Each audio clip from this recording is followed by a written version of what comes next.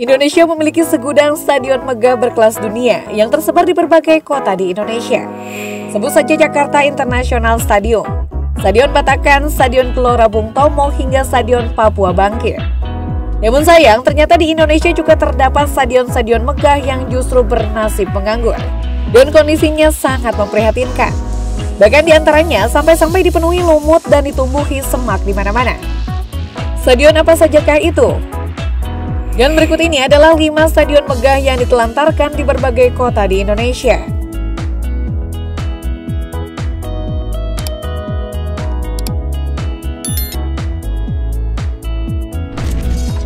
Pertama, Stadion Jember Sport Garden.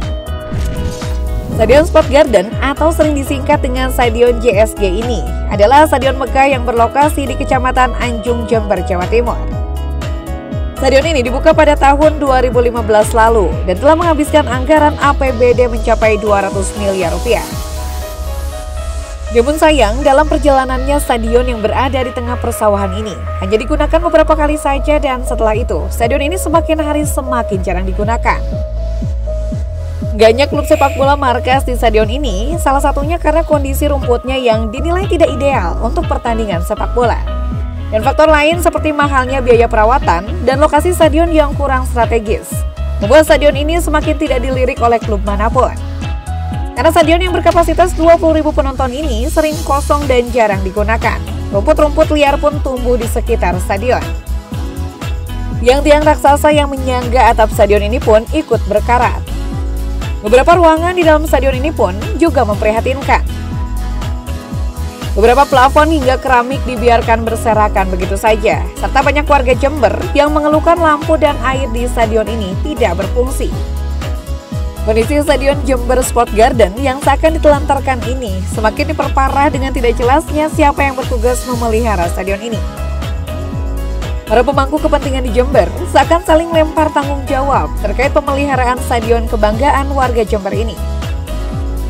Untuk menghidupkan kembali stadion terlantar ini, Pemkot Jember akhirnya membuka Stadion JSG untuk digunakan oleh klub lokal Jember di Kasta Liga 3. Serta menyulap stadion ini menjadi kawasan JSD pada akhir pekan. Yang kedua, Stadion Utama Sumatera Barat. Stadion yang satu ini pantas dinobatkan sebagai salah satu stadion yang tak kunjung selesai pada 2015 lalu. Stadion ini direncanakan akan menjadi stadion utama untuk Pekan Olahraga Nasional atau PON 9 tahun kemudian. Namun stadion ini sudah terlanjur dibangun. Sumatera Barat justru kalah dari Aceh dan Sumut. Dalam pencalonannya menjadi tuan rumah PON tahun 2024, maka dengan berat hati stadion yang sudah terlanjur dibangun itu terpaksa harus diteruskan tanpa tujuan pembangunan yang jelas. Stadion yang diklaim akan menjadi stadion terbesar di Pulau Sumatera itu justru mangkrak di tengah jalan. Faktor mangkraknya stadion ini dikarenakan tidak ada dana lagi untuk melanjutkan stadion ini. Alhasil, kondisi bangunan yang sudah berdiri terlihat memprihatinkan. Tampak lumut dan warna bangunan semakin menghitam karena belum rampungnya stadion ini. Stadion Utama Sumatera Barat belum juga dipakai secara tetap oleh klub manapun. Stadion Sumbar pun saat ini masih menunggu suntikan dana lain agar tidak semakin terbengkalai. Dikabarkan stadion ini masih membutuhkan 1 triliun lagi untuk diselesaikan. Selanjutnya yang ketiga, Stadion Laki Dende Kendari. Stadion Laki Dende di kota Kendari, Sulawesi Tenggara direncanakan diubah menjadi stadion megah berkapasitas 25.000 penonton. Namun di tengah proses pembangunannya, stadion ini justru mandek. Tidak diteruskan padahal pembangunan sudah mencapai pembuatan bagian tribun timur dan utara. Mangkraknya stadionnya telah menyedot anggaran 28 miliar rupiah ini disinyalir karena lahan bersengketa dan diduga adanya praktis korupsi.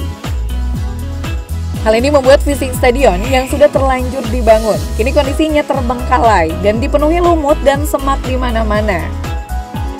Hingga kini masih belum ada kejelasan kapan stadion ini akan dilanjutkan. Yang keempat, Stadion Palaran. Stadion Palaran atau disebut juga dengan Stadion Utama Kaltim berlokasi di kota Samarinda, Kalimantan Timur. Stadion yang berdiri megah dengan kapasitas 35.000 penonton ini dulunya dibangun untuk menjadi tuan rumah Pekan Olahraga Nasional atau PON pada tahun 2008. Stadion megah dengan desain ini telah menelan anggaran mencapai 800 miliar rupiah.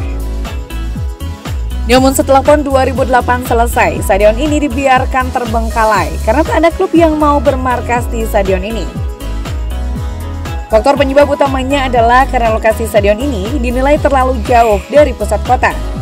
Selain itu, akses stadion ini juga dinilai masih belum memadai.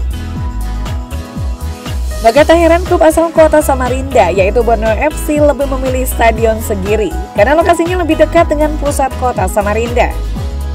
Karena minimnya aktivitas di stadion ini, kondisi Stadion Palaran menjadi sangat memprihatinkan. Pemerintah daerah pun tidak dapat berbuat banyak untuk menghidupkan Stadion Palaran ini. Yang kelima, Banten International Stadium. Kita berpindah ke tanah para jawara. Provinsi Banten memiliki stadium bernama Banten International Stadium. Stadion ini baru saja diresmikan pada Mei tahun 2022 lalu dan telah menelan anggaran fantastis sebesar 874 miliar rupiah. Namun kemegahan Stadion Banten ini nyatanya tidak mampu menarik banyak event. Buktinya setelah lebih dari 1 tahun diresmikan, stadion ini belum pernah digunakan untuk event apapun. Bahkan tak ada satupun pertandingan sepak bola resmi yang pernah digelar di Stadion Internasional ini. Alhasil, Banten International Stadium sampai sekarang masih kosong dan jauh dari kata meriah. Padahal jika kita melihat biaya pemeliharaan stadion ini terbilang cukup mahal, yaitu mencapai 12 miliar rupiah per tahunnya. Sebenarnya ada 2 klub yang tertarik menggunakan stadion ini, yaitu Rans Silicon FC dan Dewa United. Namun rencana itu batal karena akses jalan di Banten International Stadium dinilai masih buruk dan dapat menimbulkan kemacetan jalan. Di sekitar stadion ini memang terbilang cukup sempit. Lebar jalan di sini hanya selebar 6 meter dan bisa dibayangkan jika puluhan ribu orang memadati stadion ini. Maka jalanan akan chaos dan macet pun tidak bisa dihindari. Selain itu, urung digunakannya stadion ini dikarenakan regulasi pengelolaan stadion juga masih belum jelas. Jika Banten International Stadium terus kosong dan tidak digunakan, bukan tidak mungkin bisa akan menjadi stadion terbengkalai di Indonesia. Dan tidak siapapun infrastruktur jalan di sekitarnya membuat stadion megah dengan embel-embel internasional ini belum juga menggelar laga sepak bola sebagaimana mestinya.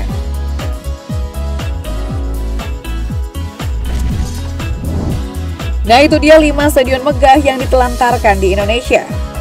Kurang matangnya perencanaan dan mahalnya biaya perawatan disinyalir menjadi penyebab utama ditelantarkannya stadion-stadion megah itu. Semoga stadion yang terlantar ini bisa segera dimanfaatkan untuk masyarakat seluas-luasnya.